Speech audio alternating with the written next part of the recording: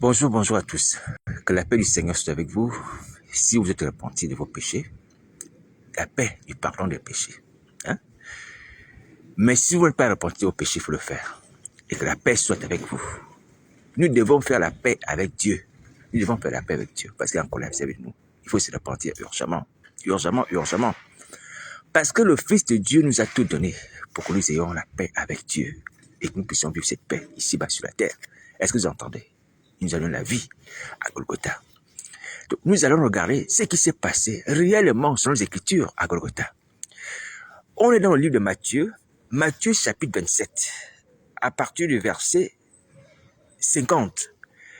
La Bible dit que Jésus poussa de nouveau un grand cri et rendit l'esprit. Ça, c'est le Seigneur Jésus qui meurt. Hein? Il pousse de nouveau un grand cri et rendit l'esprit. Donc, après avoir poussé beaucoup de cris auparavant, là, il pousse un dernier grand cri et il rend l'esprit au Père. Verset 51 nous dit, « Et voici le voile du temple se déchira en deux, depuis le haut jusqu'en bas. La terre trembla, les rochers se fondirent. Les sépulcres s'ouvrirent, et plusieurs corps des saints qui étaient morts ressuscitèrent. Étant sortis des sépulcres après la résurrection de Jésus, ils entrèrent dans la ville sainte et apparurent à un grand nombre de personnes. Le centenier et ceux qui étaient avec lui pour garder Jésus, ayant vu le tremblement de terre et ce qui venait d'arriver, furent saisis d'une grande frayeur et dirent, assurément cet homme était fils de Dieu. Assurément cet homme était fils de Dieu. Assurément cet homme était fils de Dieu. Alléluia. Gloire à Dieu. Cet homme a cru, ce centenier, il a cru. Alors, revenons d'abord en arrière. Nous voyons le Seigneur Jésus en train de souffrir, selon ces récits. Et il pousse un grand cri. Il pousse un grand cri et rend l'esprit au Père. Dans un autre passage, la mort de Jésus, il va dire, Père, je remets mon esprit entre tes mains. Alléluia. Mais la mort de Jésus ne va pas être une mort anodine, une mort ordinaire, non. C'est un événement historique qui rentre dans l'histoire, dont on en parle encore aujourd'hui, il y a plus de 2000 ans. Un événement planétaire, un événement qui va s'accompagner de signes qu'on n'a jamais vus, des signes apocalyptiques, des signes extraordinaires. La Bible dit que lorsqu'il rend l'esprit, le voile du temple se déchire en deux. La terre tremble, les rochers se fondent, les sépulcres s'ouvrent et plusieurs corps des saints ressuscitent. Est-ce que vous voyez? Alors, j'aimerais d'abord m'appuyer sur ces paroles pour vous dire, mes amis, il faut considérer la mort de Jésus comme un événement planétaire, un événement historique. Et ça doit être l'objet de nos chansons qu'elles chantent. Si quelqu'un est en Christ, vraiment, il faut composer des chansons sur la mort de Jésus, sur la mort de Jésus. C'est un événement que nous ne pouvons pas comparer à un autre événement. Jusqu'à Nazareth, le Fils de Dieu n'est pas mort comme un simple individu, non, parce qu'il n'était pas un simple individu. Dans la chair, il était Fils de Dieu dans la chair. Et il demeure encore Fils de Dieu aujourd'hui. Alléluia. Il est digne de recevoir nos cantiques, de louange, d'adoration. Alléluia. Regardez dans le ciel, lorsque le Seigneur Jésus, sous la forme de l'agneau de Dieu, va prendre le livre scellé de 7 sceaux. Lorsqu'il prend le livre, la Bible déclare, il y avait 24 vieillards, jettent les couronnes et donnent des louanges à Jésus-Christ. Vous voyez? Les anges, tout le ciel, les anges qui sont en haut, les anges qui sont en bas, donnent des louanges à Jésus-Christ. Alléluia. Alors donc, lorsque le Fils de Dieu meurt de cette manière, mes amis, nous devons composer des chansons, louer cette mort-là, la célébrer. Au lieu de chanter les vanités, les choses de la chair, les témoignages. Oh, j'étais malade, j'ai reçu la guérison. J'étais pauvre, je suis devenu riche. C'est toujours ces choses qu'on voit dans les chansons aujourd'hui.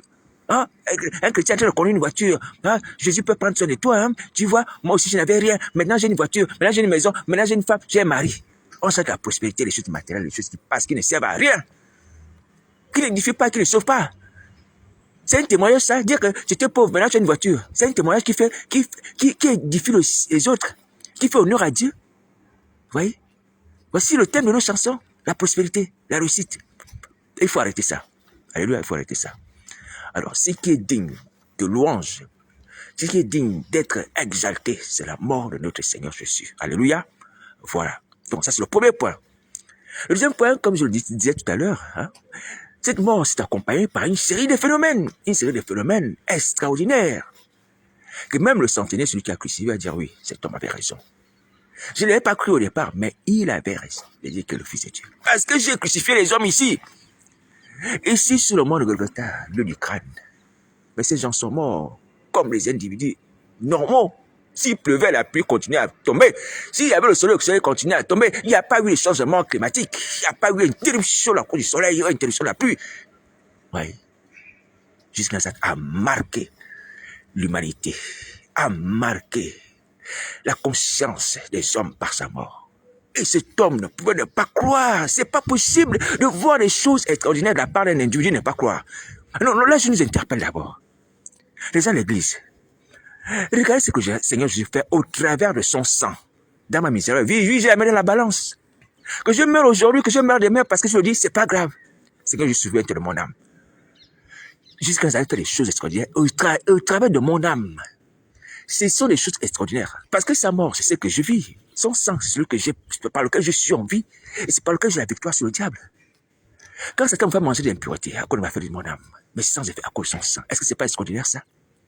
Est-ce que ça ne peut pas vous amener, vous, à croire? En voyant cela, le centenier a vu, il a cru. Vous voyez bien comment le Seigneur Jésus agit dans ma vie. C'est pas possible. Les gens de l'église, c'est pas possible, c'est pas possible. Vous ne voyez pas ça, vous ne voyez pas ça. Vous ne voyez pas ça. Vous ne voyez pas ça. Vous ne voyez pas le sang de Christ qui agit dans ma vie. Vous voyez comment je prie au travers du sang de Christ. Je me purifie, sanctifie. Je me réponds au travers du sang de Christ. Et les choses de Satan disparaissent. La mort disparaît, l'envoûtement disparaît, l'enseignement disparaît, ce que Satan a fait dans le sommeil à mon âme disparaît, jusqu'à ce qu'il me restaure. Est-ce que c'est pas extraordinaire? Est-ce que cela ne peut pas nous amener à croire en Jésus? Mais c'est pas vrai, mes amis. C'est pas vrai. Où est-ce qu'on va avoir la foi si on ne croit pas au phénomène extraordinaire du sang de Jésus, du sang de Christ venu sa mort? Dans ma misérable vie, parce que je suis témoin au milieu de vous, j'accepte de l'être. Comme Paul dit que moi je sers de libation. Je sers de sacrifices pour l'église. C'est-à-dire les souffrances, mes souffrances, elles servent pour l'église. Les activités sataniques contre ma personne. Les attaques sataniques contre ma personne. J'accepte de subir. Par la grâce de Dieu, par sa force. Pour que ça vous encourage. Et c'est ce que je demande au Seigneur Jésus. Et c'est ce que je vous prie. Que vous aussi croyez à cause de cette puissance que Jésus-Christ manifeste. Satan en colère m'attaque la nuit le jour. Mais Jésus-Christ me délivre par son sang. Pourquoi vous ne pouvez pas croire? C'est pas vrai. Et vous êtes en train d'aller détruire les vies. Vous précipitez, vous voyez les gens. Maudire. C'est pas possible. C'est pas possible. C'est pas possible. On va vous exhorter jusqu'à quand? Avec les preuves à l'appui. Quand le sang de Christ agit. Je vais revenir là-dessus.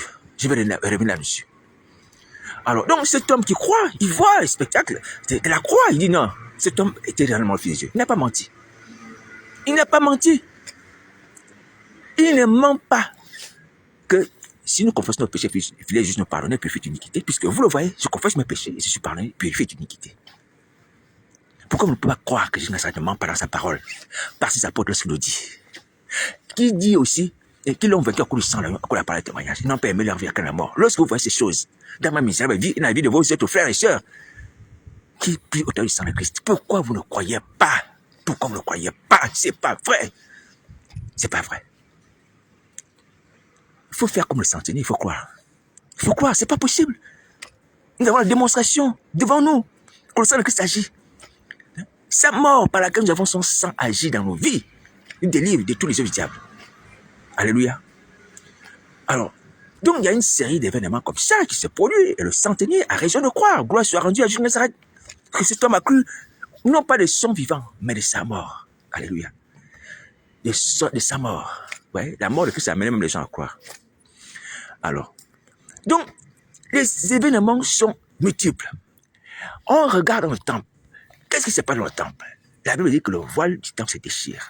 Le voile qui fermait le lieu saint, le lieu très saint, le lieu saint, avec séparation, où seulement le sacrificateur était autorisé à aller une fois dans l'année. Ce voile qui était là, dans le temple, se déchire. Tout le monde a accès à Dieu. Ouais, la communion avec Dieu est ouverte à tout le monde, à toute l'humanité. Aux étrangers aussi. Il n'y a pas seulement les juifs, aux étrangers. Alléluia, c'est ça que ça veut dire. Le voile du temple est déchiré. Il n'y a plus de restriction. Alléluia, nous pouvons nous approcher de Dieu. Oui. Et cela librement, librement, parce que le sang de Christ a payé. Alléluia. Jésus a donné sa vie pour cela. Dans le voile du temps se déchire. Je vais revenir sur le voile.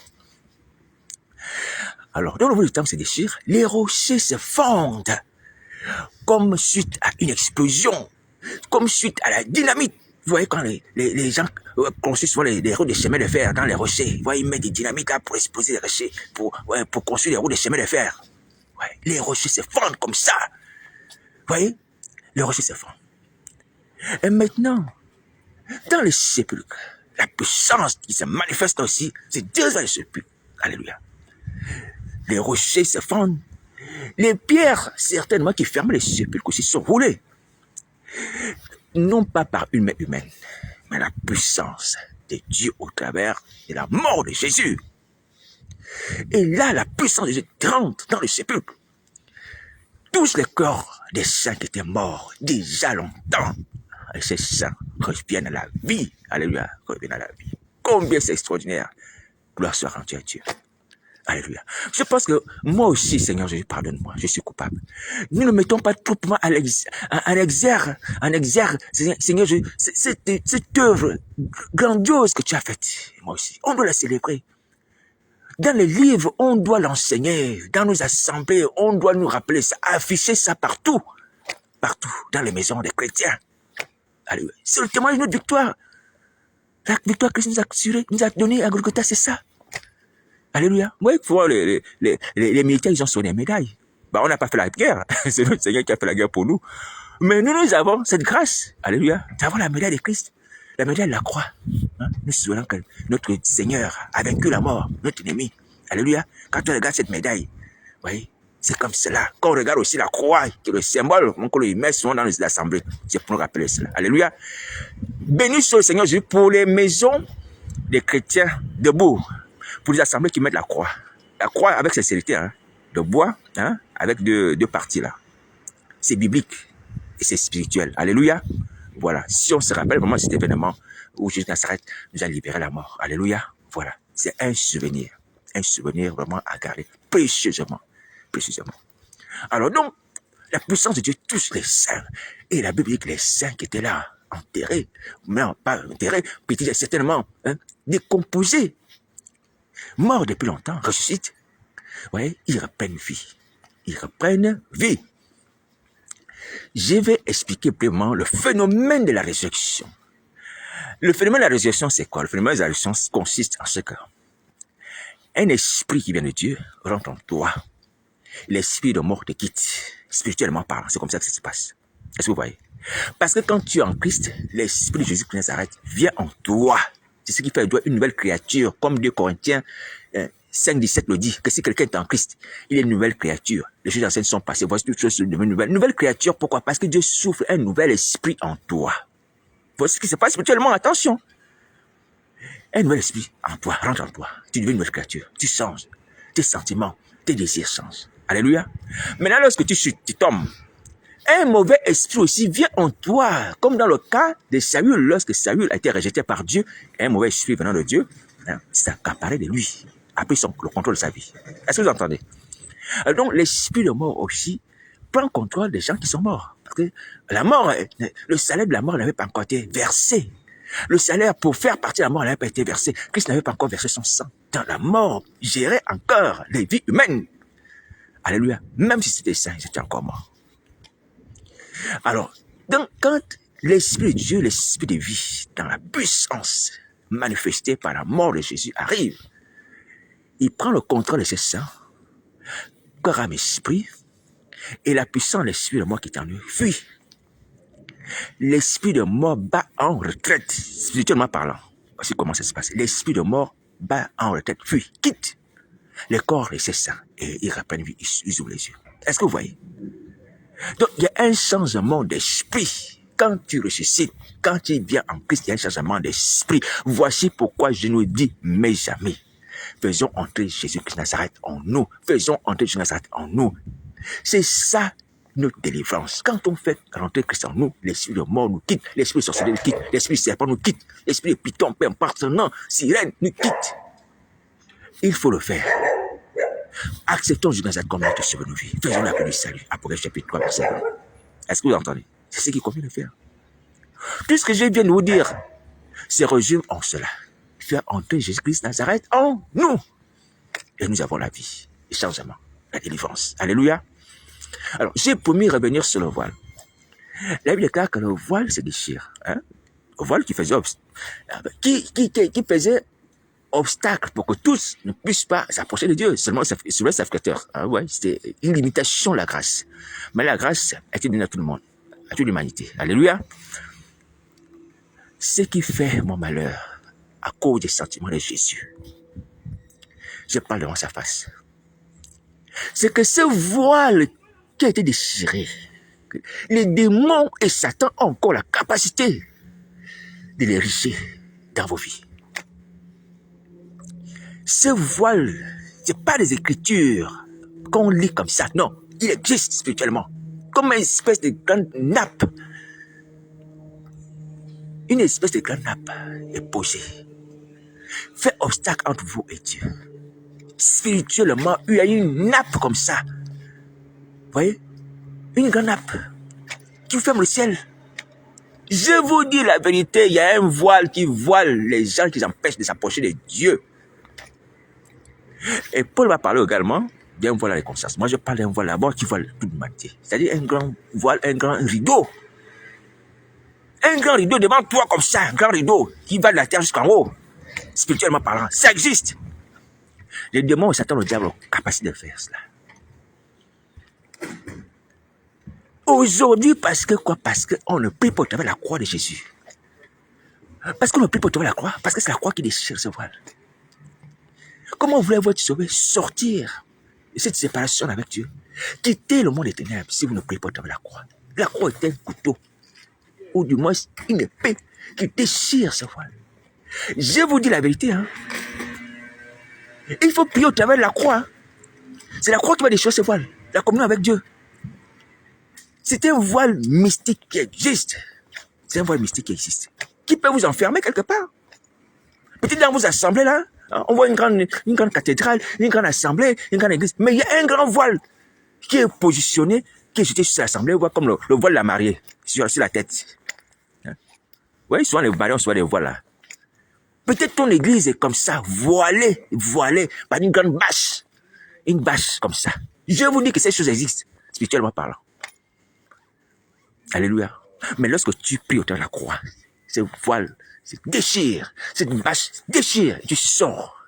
Et là où Satan voulait t'embrigader, dans l'ignorance, dans la manipulation, dans la sorcellerie, l'amour du monde, dans la recherche des femmes, de l'argent, pour que tu ne vois pas la lumière de Christ, pour que tu n'ailles pas vers le Père. Ce voile existe. Je vous dis la vérité. Prenez cela en considération. Je vais revenir là-dessus. Et pour ceux qui le voient dans leur conscience, pour ceux qui n'ont pas Christ comme nos frères juifs, c'est ce que Paul dit. Quand ils font la lecture de Moïse, il y a encore le voile. Parce que si tu ne parles pas avec Christ, c'est quand on est en Christ que ce voile se déchire. Quand on croit en Jésus, Fils de Dieu, que ce voile se déchire. Mais quand ils sont dans les affaires, des culte selon le Moïse, les commandements, le mosaïque, des pratiques, le mosaïque, ils sont voilés. Je ne sais pas spirituellement comment ça se représente. Alléluia. Je ne vais pas dire ce que je n'ai pas vu. Mais ils sont voilés. Peut-être comme les gens qu'on voit à l'église, on voit la tête. Peut-être qu'ils sont voilés comme ça. Une espèce de grand foulard qui voit le visage. Oui. Mais c'est en Christ que ce voile est déchiré. Vous voyez, spirituellement, on a une vie médiocre, lamentable, triste, je vous assure. Triste, quand on n'a pas Christ, spirituellement, on est lamentable. Je vous assure, misérable. Mais les choses que Satan nous fait dans le monde des ténèbres, n'ayant pas Christ, je vous assure. Je ne sais pas si vous le voyez vous-même. Moi aussi, je ne vois pas tout, humblement. Alléluia. Mais il y a certaines choses que Dieu me montre. Je vous assure, c'est lamentable. C'est lamentable. Vous voyez? Nous sommes en train de marcher aujourd'hui. Soi-disant, on lit les psaumes. Soi-disant, on va citer le psaume 91. Soi-disant, on va faire le psaume 23. On est déjà dans la loi. Mais sans savoir qu'on fait ces choses-là comme des personnes qui ont des voiles sur le visage. Comme les voiles de la mariée, mais des voiles sombres. C'est moi qui dis sombre, parce que ce sont des voiles sataniques. Spirituellement parlant, c'est certainement comme ça, je dis certainement comme ça que nous sommes vus et représentés spirituellement. Parce que Dieu nous représente aussi. Parfois, les enfants d'Israël étaient vus comme des ossements desséchés, dans le livre d'Ézéchiel 37. Oui. Mais c'était des êtres humains normaux. ayant le corps, ayant des vêtements, mais spirituellement, c'était seulement desséché, étalé par terre. Mais qui parle? Qui disait notre expérience est de tout, nous sommes perdus. Et c'est seulement desséché qui parle. Et je vous assure que c'est vrai. Notre représentation spirituelle, je vous assure, fait pitié. Fait pitié. Et je vous le dis sans être quelque chose, mes amis, quand on n'a pas Christ, on est vraiment comme un squelette. J'ai vu deux personnes comme des squelettes, en train de marcher et attachés l'un à l'autre avec une chaîne. Vous voyez, comme lorsqu'on attache un chien, on a la laisse d'un chien. Voilà. Deux personnes comme ça en train de marcher, comme les squelettes, en train de marcher comme ça. Vous allez dire, c'est une image là, des gens qui sont morts, oui. Mais c'est une représentation de nos vies spirituellement. Comment nous sommes misérables, morts, comme des squelettes. Alors, c'est une image sans être quelque chose. Alléluia. Alors, donc, j'aimerais nous dire, mes amis, aujourd'hui encore, nous avons la grâce, la révélation écrite dans le livre de Matthieu. C'est pas effacé. Satan ne peut pas déchirer ça, impossible. L'antéchrist ne peut pas déchirer ça, impossible. Parce qu'il y a une puissance de Dieu dedans, dans cette parole-là. Et voici la parole de notre salut. Mes amis, on peut déchirer toutes les pages de la Bible, mais ce témoignage-là ne peut pas déchirer. Impossible. C'est ce que Julien a dit. Le monde va passer. Mais le témoignage de ce qu'il a fait à Golgotha ne peut pas déchirer. Parce que des gens là, il y a l'effet du diable. Ceux à qui Satan ou l'antéchrist va interdire de célébrer la Pâque ou la Sainte Sainte, ce sont les gens qui acceptent volontairement de ne pas appliquer ça. Mais ceux qui vont tenir tête à l'antéchrist, à Satan, le diable, priant selon les récits de la croix, verront l'accomplissement de ces œuvres dans la vie et verront les effets. On a la victoire sur l'antéchrist, on a la victoire sur Satan, le diable. Alléluia. Parce que dans ce récit de Golgotha, la mort de Christ, c'est aussi la Pâque qui est là. C'est Christ, notre Pâque. C'est lui qui a été crucifié, qui a été immolé. Alléluia. C'est aussi une scène qui est là, qui est organisée. Nous recevons la chair de Christ, nous recevons son sang au travers de ses sacrifices. Mes amis, aujourd'hui, même la Bible dit que ceux qui sont sortis de la grande tribulation ont la belle robe. Les hommes blanchis dans le sang là. Oui. C'est-à-dire le témoignage de la croix va nous accompagner dans la grande tribulation. Ça ne sera pas effacé. Alléluia. Voilà. Alors, ce matin, je viens de dire, mes amis, confions-nous au sang de Jésus. Confions-nous à la croix de Jésus. Confions-nous à la Sainte Seine. Il n'y a pas un autre moyen pour être sauvé. Aujourd'hui, tu veux délivrer tous les voiles sataniques dans ta vie, visibles comme invisibles. Tu veux délivrer de la mort. C'est la croix de Jésus, c'est le sang de Jésus. C'est la Sainte Seine. Est-ce que tu m'entends? Voici le secret qui est dévoilé. Applique cela dans ta vie, prie au travers de ça. Si les démons, Satan, veulent s'opposer à ton salut, présent de la croix, que tu étais vaincu. Ils ont vaincu à cause du sang de l'agneau. Tu as été dépouillé au travers de la croix. Tout est écrit dans Colossiens 2,14. Tu vas voir ça. Il a dépouillé l'autorité au travers de la croix. Les dominations. Tu as tout au travers de la croix, mon ami.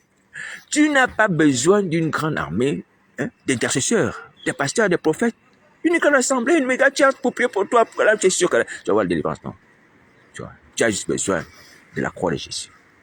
Et là, comme la croix de Jésus, détruit les rochers, ouvre les sépulcres, donne la vie. Est-ce qu'il y avait un intercesseur là? Il y avait des pasteurs là, il y avait des prophètes là? Non. Juste au travers de la croix. Tu peux vivre une vie chrétienne de victoire si tu t'appuies sur la croix tous les jours de ta vie. Humblement, c'est ce que le Seigneur Jésus m'a appris et c'est ce que j'essaie de faire sans être quelque chose, mes amis. Et ça marche. Sauf si je suis négligent. Ça marche, mes amis, ça marche. Tu pries au travers de la croix, tu vis au travers de la croix, tu fais tout au travers de la croix, tu as la victoire. Tu fais tout au travers du sang de Christ, tu as la victoire. Au travers de la Sainte Seine, tu as la victoire. Et tu seras debout, tu vas accomplir ta destinée sur la terre. Alléluia, tu ne mourras pas, tu vivras, tu rencontreras les yeux de l'Éternel au travers de cela. Alors, donc, voici pourquoi je viens vous interpréter que mes amis, il n'y a pas de raison. Il n'y a pas de raison à aller souffler le temps de feu. Il n'y a pas de raison. Il n'y a pas de raison. Ce n'est pas un récit passé. Non, c'est un récit qui est encore là. C'est un récit qui demeure. Alléluia. D'actualité et qui continue à manifester ses effets. Alléluia. Voilà. Il faut prier en s'appuyant sur la croix de Jésus. Alléluia. Voilà. Ayons foi, ayons foi. Ayons foi comme le centenier. Ayons foi en voyant les œuvres de Christ dans la vie de vos frères et sœurs et dans ma misérable vie. Alléluia. Ayons foi, prions au travers de la croix de Jésus. On va s'en sortir. Bon courage.